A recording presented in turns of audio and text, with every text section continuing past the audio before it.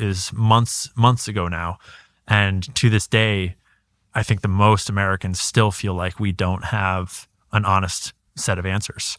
Whether you believe it was Tyler Robinson or you believe it was some version of some other conspiracy, I think that a lot of people feel very underwhelmed by the way it was handled by Kash, the way it was handled by every government official involved. And that should have been the most basic one. So I didn't want to talk about this because I know everyone involved very well, and I feel emotional about it. And I'm going out, day after tomorrow to speak at Turning Point at Charlie's request. But I don't. So the hostility that I don't know what that was.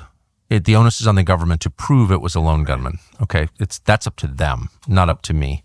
That's their job. I'm not accusing anybody. I don't know exactly what happened. There is a lot of evidence that Tyler Robinson was involved, at least from what I read.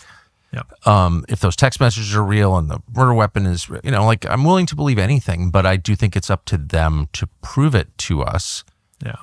Here's what I don't understand. There's been an enormous amount of rage, different people with different views getting mad at each other. There's been almost no pressure on federal law enforcement to cough up the freaking facts and to tell a story that makes sense, that's got internal coherence, that that makes sense. I get it. Exactly. And there's no pressure on them. Even the question of motive, again, I want to believe it was a lone gunman who was a tranny or something.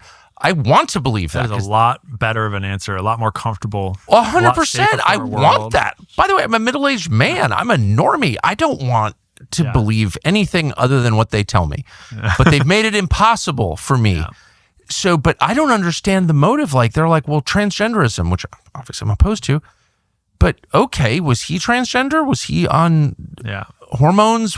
How do you go from being this seemingly normal person to murdering a stranger with almost a dead certainty you'll be punished, you'll spend life in prison or be executed for it? That's a lot. That's a deep commitment, okay?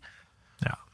And I'm not saying it doesn't happen. Of course it does, but how did it happen in this case? Yeah, and tell us the facts, right? Yeah. And it's shut up. Yeah. And it's this, it's a parallel to the Las Vegas in the sense that just one piece of evidence, in the case of Charlie Kirk, it's one piece of evidence. In the case of Las Vegas, it's 5 trillion. Well, the Las Vegas thing, the story is just what I was going to say is that the video is, we know they have it.